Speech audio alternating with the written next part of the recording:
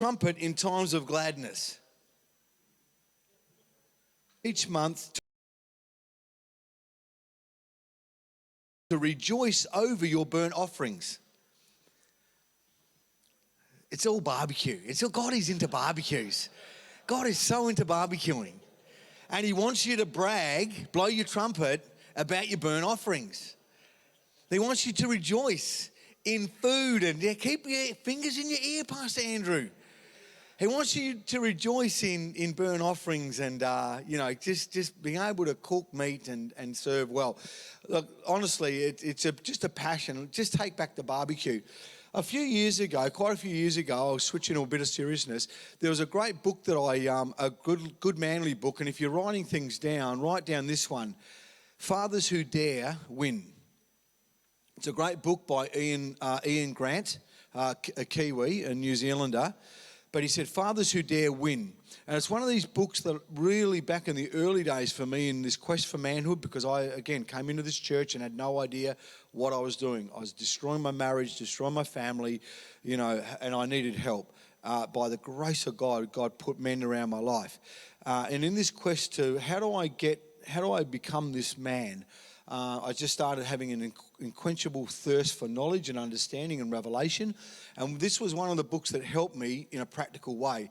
It had great ideas and theories, but it also had a lot of practical outworking and demonstrations. One of those was become a hero to your kids. And one of these sessions that I read through, and he kind of does the theory, but then he gives you lots of examples of how to do that. 2 examples stuck with me. The first one was Father's Day. He said, be a hero to your kids on Father's Day. Let them look forward to Father's Day more than you look forward to it. Let them bring you their cards that they make you, but then take it back and make it so brilliant that they will look forward, your kids will look forward to Father's Day because Dad's on the adventure. He's doing something amazing. And out of that, one of the things that I've done, and I've done for probably 10 to 12 years, is I've written a letter to my children every Father's Day, how much I love being a dad and why I love being a dad. And it's personal about our last 12 months of what it means to grow in our relationship as a father and a son or a father and a daughter. And now I extend it to David Popper and also to Steffi Ingram. And I just write the delight of my heart as a dad, and they look forward. I get the same card every year, but obviously the content is different every year because the year that I've just had, and they get these cards and it really affects them every year because I remember all the small little conversations, all the things that kind of transformed us into a deeper relationship, and every year for the last 10 years they just get these letters. That's one of the things that stuck with me, and I love it, they expect it. That I'm going to, give them a letter and just delight in what it was, how good it is to be a dad and why. That's one thing that stuck with me, and I've done that for, like I said, 12 years now. Anyone that lives in my home will also get a letter. Anyone that is close to me in terms of fathering. So that's one thing. The other was this be the hero around the barbecue. Spoil steak for your kids. My kids go, Dad, you've wrecked us for life. I've been to Heston, Bloomerfields, up in the city, and your steak is better than his. Now, that's a hero. Oh, you know who Heston Bloomerfield is? He's like top 3 chefs in the world. And both Luke and Monty go, Dad, you've wrecked us for life. Your steaks are that good. We just don't like going out and ordering steak anymore. And I hope that today we give you a few tips and tricks of what it is to just reclaim the barbecue. Just go back and be a hero and don't have burnt offerings. Don't have minute steak that tastes like cardboard or the bottom of Dimitri's shoe. But there'll be food and meat that really is, that your kids just love, and you love just serving up. Let your wife do all the hearty meals and all that kind of stuff. But, for us as men, the barbecue is our domain. And we need to learn and grow. And so what we're going to do is it's going to be really interactive. Now, some of you are great barbecuers, and I tip my hat. Well done. There's always something to learn, something to grow in, all right? For young guys growing up, Just be interested. So we hope that this session will kind of just open up curiosity, open up kind of a little bit of, just a little bit of confidence. I don't have it all together. I don't know. I'm still learning. The guy called Franklin, he does about 106 briskets a day in the States. Franklin Franklin. He's probably the best brisket man in the world. He said, I'm still learning how to do brisket. And he's probably the number one brisket man in the world, and he does 106 briskets a day, every day. The lineups out of his restaurant are like continually. They line up at 6 o'clock in the morning and does 106. Now, to cook a brisket, it takes like 8 hours. So he's just continually gone, cooking these briskets. So what we've got today, and hopefully the rain, is it raining? Darn it. It's going to be frustrating, isn't it? All right. Yeah, we've got things out there that we don't want wet though. What we've got is we want it really interactive and really kind of ask questions and kind of this is what we've learnt so far. So we've got 3 stations set up. One, we've got 2 lambs or 2 sheep out the back of the portable, and Jason and Wilksy are going to take you through the kind of the carcass. What a lamb and where it comes from, and kind of like different parts of the sheep, and that will transfer into a beef and also to a pig. Virtually the same kind of cuts of meat versus the three different main animals. Okay, we're not doing chicken, we're not doing fish, we're just doing red meat. All right. But so that's going to be behind, and we're going to cut things up and show you and just talk and just get you interested in meat and handling meat and all that kind of stuff. Then we've got another station just out here on the pathway. Where's Dan? Is Dan out there? Dan's over there. Now, Dan is he's my comrade in barbecuing, and I've roped him in at last minute because I was going to get Ross McMahon, who's really grown in his meat cooking expertise, hasn't he? He's really gone out of sight. But I'm going to get Dan just to talk about the different barbecues and fuels and, the way that low and slow, indirect, direct, all that kind of stuff in terms of barbecues work, and thermometers and all that kind of stuff. And then I'm going to talk through the different kind of cuts of meat, and we're going to cut up a secret steak. All right, and we're going to barbecue it, and you can have a little bit of a taste. And hopefully, and I'm still learning this cut as well. But so you don't have to spend a fortune, but you can get the best quality meat. But you just need to know how to prepare it. All right? So that's going to be the 3 kind of, the 3 stations. So if we can basically split up into 3 groups of around 15 to 20 each, and then we'll just do about 20 minutes at each station. It's up to you to really talk through, and ask questions and be interested. If it's something that doesn't interest you, then you're at the wrong conference, so you can just go and do dishes with the girls. That's fine. You're more than welcome to go and do dishes.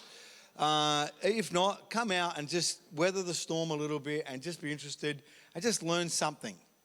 Can you do that? Everyone excited? Get out of the 4 walls. Get out of we've been challenged enough emotionally, spiritually. Thank you, Pastor Caleb. Yep. If you're a vegan, you must do push-ups and dishes. It's just only the way it is. You do push-ups. Any vegans among us? Brad Smith, just don't even put your hand up. Don't even go there. Stop it. All right, yeah. No, there's no vegans allowed. God gave us teeth to eat meat. Right? If you think differently, take it up with him. I'm pretty sure. I'm pretty sure he said eat meat. And if you have a problem, then just take it up with him, because these teeth... Is that rain? That's so frustrating.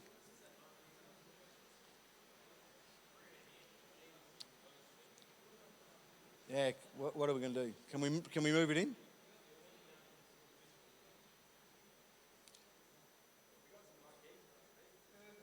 Oh, to set that up. I need a little bit more. All right, we might have to just weather it for a little bit. All right, we're brave enough? Brave enough to give it a go? I'll stop if it just helps the range to show about Ross going really quickly. Okay. We've just got another little testimony before so hopefully the rain will blow over. Are there any questions so far that I've talked about, or what are some of the things that you would like kind of answered? You may not have any questions at this point because hopefully the sessions will kind of trigger some. But Dan's just going to share a little bit about Roscoe, who's not here. I did really try to rope him in to do some sessions and that. But I went around to his place and I took some meat a little while ago, and he had great success. And it was just a few simple things that we did do, and he so thoroughly loved the meat that we provided at his place with his barbecue. It wasn't a very expensive barbecue either. And then he's now off and running. So give us a little bit of a testimony. Yeah, all I was going to say for Ross, and I know he wouldn't mind me sharing, he's had some struggles the past 5 years or so, and the whole barbecuing thing has really helped him. Obviously meat is delicious, so that's why we do it and we love it. But for him, just to be able to get dudes around and just chat, like what Pete said, we're round tables having a chat. It's an excuse to do that. So there is power in it for that reason as well. Just to have an excuse to get other guys around and get talking. So that's really good. And if you haven't been to Ross's house, you have to invite yourself because he's become the master. We're trying to raise money to get him a crazy good barbecue like yours for his 35th birthday. So if you know Ross, come and see me, and I can help you contribute to that. It's great. It's a great point. When I say for 10 years, my barbecue at home is $2,500. Right? It's taken me that long to actually, save up for it little by little. I knew what I wanted. But when I commissioned it, I invited both my neighbours over. So it's just a great opportunity to just extend this fellowship around good food and good talking, And I think if we can take back the barbecue and have some great discussions and great, meaty conversations, and I think it's good. And if we can provide more than tough, leathery steaks, it just helps. It really just does help, and we can just learn tricks and tips from each other. So, yep. Come out. Yep.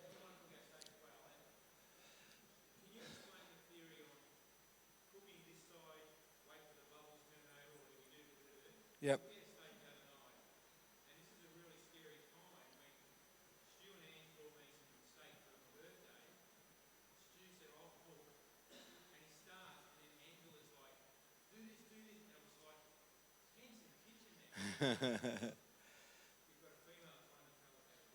Yeah. So, yeah. There's no right or wrong except that she was telling you.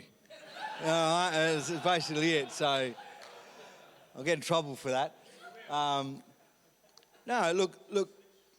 There's lots of theories, I think what I'm leaning towards, and I've done both. I've done, leave it on and don't turn it. Others, talk about, and this is probably making more of among the top chefs or barbecuers, they turn it more regularly. They turn it every minute. And what you want to do, there's a few factors that you need in place, though, for that to happen. You need good seasoning, you need good heat, and you need the right cut of meat. So there's a few factors, and we'll talk about those, about different, in different circumstances. But if you're talking about a piece of like ribeye or something like that, which I'll talk about outside, and why most men like ribeye or Scotch, versus the women like the eye fillet. If you're just talking about, ribeye, which is not as tender, but it has flavour. Men like flavour. We like to actually taste meat rather than be really tender but taste like nothing. And that's eye fillet, but it's very tender, and women like just the tenderness of it, but not a lot of flavour. I would never eat it. It's just like it's tender, but it just doesn't taste like anything. So if you're talking about a ribeye, if seasoned well, really high heat, then just keep turning it every minute, and you want the Maillard effect. That's what you're looking for. A crust on the outside really, really quickly. And I kind of like do sear or reverse sear. So you want to sear it and get this crust on the outside, which is really, really important. That locks in the flavour because you just want the moisture to stay. And so by getting this crust on the outside, then you trap the moisture on the inside, which I'll talk to. I'm doing some of my session now, but flipping it, a minute, and keeping that, you get this crust on the outside, but the juices tend to run down, and then you flip it and it runs down the other way. But you want to keep it in the middle. And the critical part for any of that is resting it, which again we'll talk about. Yep. Loosely. Yep.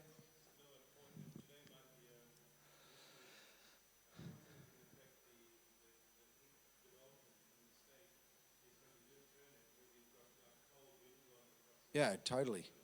Yeah, totally. And that's, yeah. And getting a good barbecue, yeah, getting a really good barbecue helps. Yeah, correct. Yeah, totally. So there's a few little tricks and tips, yep.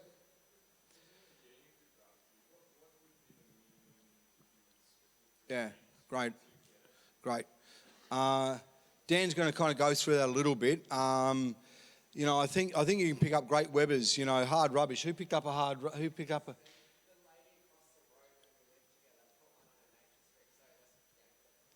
Honestly, you can pick up like Weber. Webbers are probably the number one brand generally across the board. They are phenomenal. And I'm not talking just the Weber kettle. I would say try and get one. Just try and find one on hard rubbish, or you can pick. I've had mine for 30 years, and it cost me $80. I've had a lot of meat going through that bad boy. A lot of meat. I think investing in a Weber is a smart thing. And they're just built to last, honestly. You just a little bit of care, look after it, you'll just get so much satisfaction out of it. So, yeah. It varies, it ranges. Mine's ceramic at home, really heavy duty, but it just gives me such versatility, and I've just love it. But it's taken me a long time to get there, and confidence to now know, and everything I've cooked out of it's just worked remarkably. Yeah, even tricky cuts, ribs and briskets and whatever. So, all right, we're going to try this. We're going to try outside. It's still kind of coming down. Is it? Yeah, like if you bought one brand new, it'd be $300, but it's $300 for 30 years. It's probably worth it, honestly. Really worth it. But honestly, you can pick them up second hand. People just don't want them anymore. You can pick them up second hand for like $80 to $100, and then in great nick, really good nick. Very, very versatile. So, all right. How's the weather zone looking? Not a lot of it, but just here. So annoying. It's one thing I couldn't stop the weather. Great. Any other questions? And like we can just keep going a little bit until we're keen to get out there. Yep.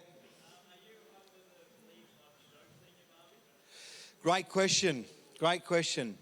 Who hands up if you think you should clean the barbie after every use? Who thinks you should leave it? Yeah, I'm in the leave it category. All right? Because what the fat does and what the cooking elements do is actually protect the hot plates from actually going rusty. So I always leave it in its cooked condition, and that fat that's generally on there will help keep the hot plates from rusting. And then you need to flash it up and clean it before you cook. I wouldn't never cook on it straight away. I would always then clean it. But after each cook, I leave it. Just really, I flash it up, and then I have a cleaning tool because again my grills have got a covering on it, so it's just easy just comes off really, really easy. Just hot water, paper towel. Yeah, just clean off the crap and yeah. Yep.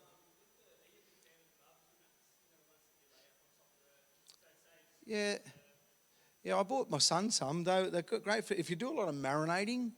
It's really, I think, for marinating because it just gets sticky and stuff. But these mats kind of keep the stickiness in on the mat, and it kind of, I'm not a great marinating fan. I'll dry rub more than anything, but I just don't marinate a lot. I think the meat, if you get good quality meat, the meat's the hero, and you want the meat to be the dominant taste. I predominantly just use salt and pepper, or a combination of a little bit of heat. A little bit of garlic maybe in the thing, but I try and keep away from sugars that caramelise or crystallise or whatever. I don't really do a lot of marinating because I like the meat flavour to be the hero. But again, that's personal preference. If you're going to marinate, I think the mats are brilliant. Kind of makes it not so messy. Yeah, less cleaning up. They work brilliantly.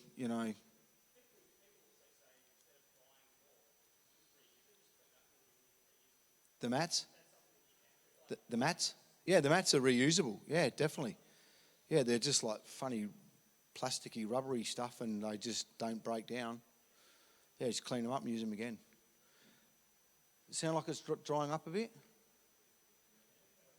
Yeah.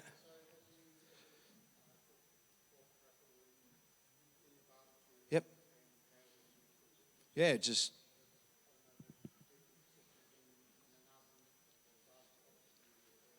Yep. Yep. Yeah, I mean, I think barbecuing, so the question is, crackling and pork and all that. Definitely on the Weber, it's brilliant. High heat, put it in high heat. And again, you just want to make sure it's really, really dry, really, really salty. That's what the salt does, is bring all the moisture out and you want to dry it off. And that what produces great crackling. But Webers are fantastic for that. But why you would do it in a barbecue versus an oven is you just get a bit more authentic wood flavour. It's definitely a different taste. That's really the only real difference. But a Weber acts exactly like an oven. Yeah, it works amazingly. Yep.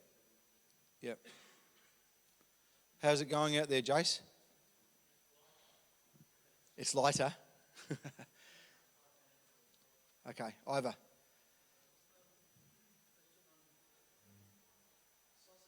Yep.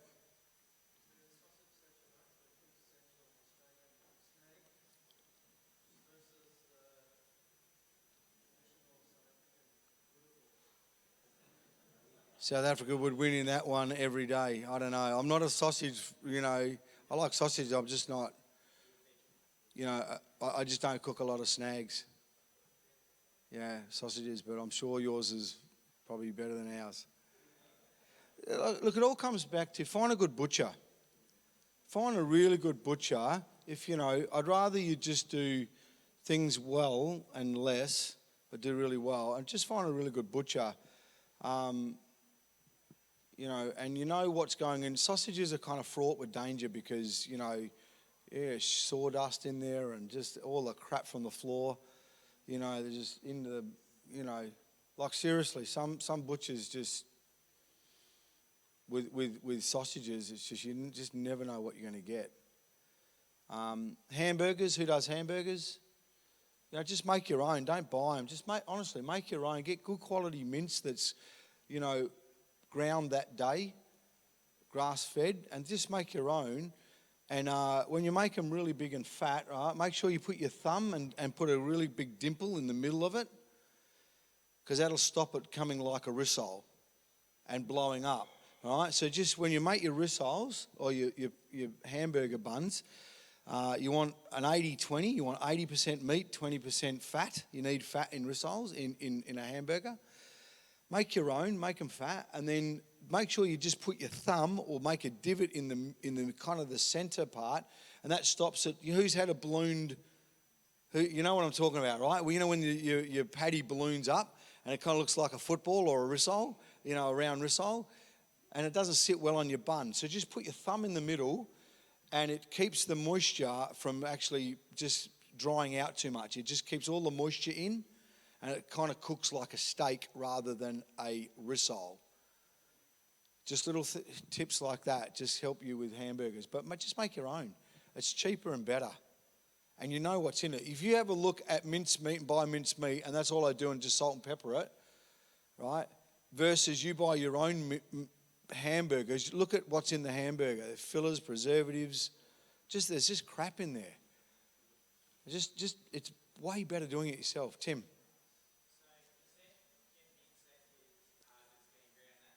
Yep. Yeah.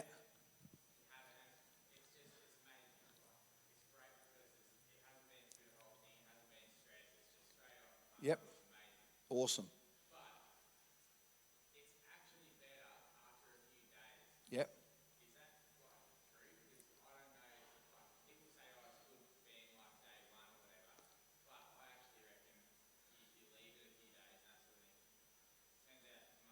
Yeah. That will cover that question. Like Jason and Wilkesy are the experts on that, right? And we've got a whole 2 lambs out there. I know that they'll have the answer to that. So when you get out there, ask that again. And it's a great question. I love dry age meat.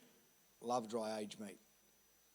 Like all the connecting tissue begin to break down. It becomes really, really tender. Has a mild nutty flavour to it, but it's really tender.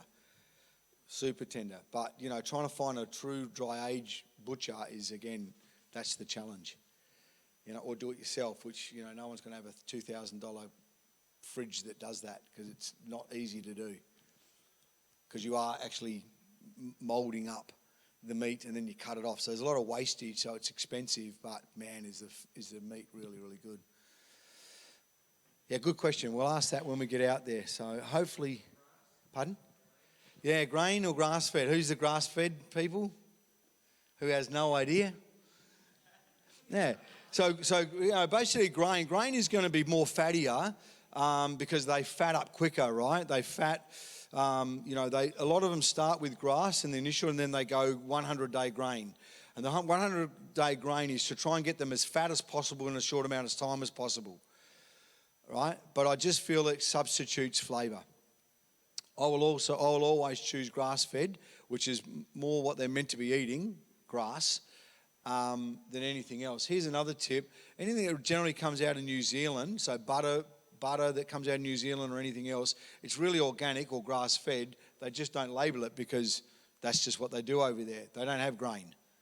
Everything out of there is organic and basically really good food. But I think the just depth of flavour is better in grass-fed for me, but it's less fatty. And by the way, fat is flavour. But we'll go over in my little session and talk about good fat, bad fat, because some fat doesn't render down and therefore doesn't add flavour. It just adds gristle and horrible just fat taste, where other fat renders down and adds flavour to the meat. And we'll talk about that in my section. What do you reckon, Jace? We're good? Oh, as good as it's going to get. Are we brave enough to go out and... Any more questions? I'm really sorry, I can't really choose the weather. So how about, maybe 15 to 20, go out to the back of the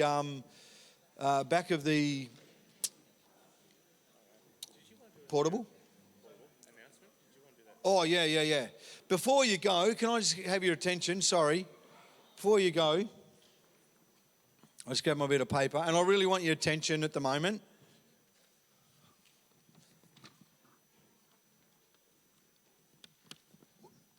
We honestly feel that God is doing something incredible.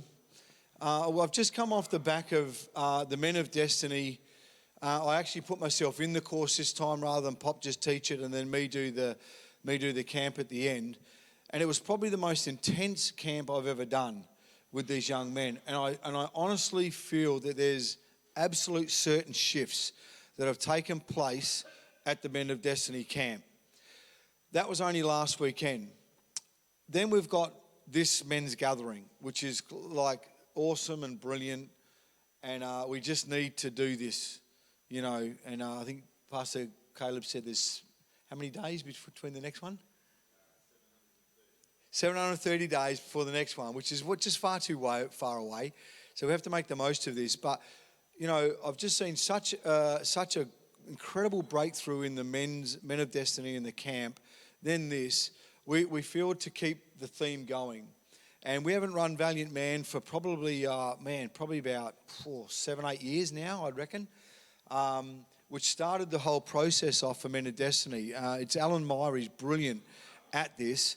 And so we're going to, in July, for the next 10 weeks, see there the 16th of July through to the 7th of September is Run Valiant Man, and I'm going to be running that. I feel it's just really, really critical for our purity, for our, you know, because shame will try and creep in and stop us from moving forward. Valiant Man is about male sexual discipleship, predominantly around sexuality, but it does hit other things. It's not as versed as Men of Destiny, but it certainly targets this area. And really, if we're having some good breakthroughs, we need to get better so we can have breakthroughs for others. This program is designed to fortify and restore the moral and spiritual integrity of men. And I totally believe that. Valiant Man challenges all men to fight for their own personal, moral and spiritualness to help other men fight for theirs. It's on Tuesday nights from 7:30 till 10 o'clock. From the 16th to the 16th of July to 17th of September, 10 weeks, and it costs only $110. That's a bargain. To work through this area and of our sexuality, and please consider,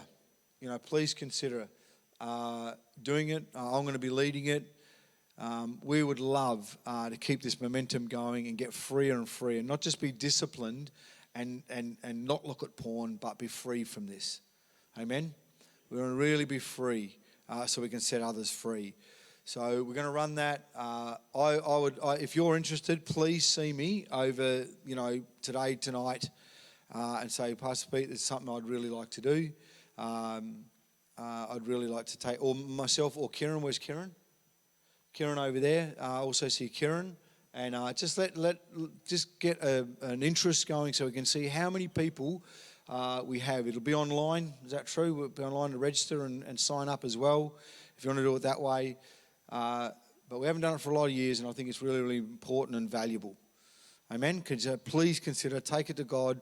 You probably don't even need to do that. Just if you're not free, then just sign up. Thumbs up? Thumbs up. Fantastic. All right. Man, we put on some good stuff. All right, let's head outside. So a third around the back of the portable, you'll see 2 stations out here, 2 tables. One will be Dan and talking about barbecue. Please be interactive. Please be interested. Please ask questions, what you don't know. And then I'll be the one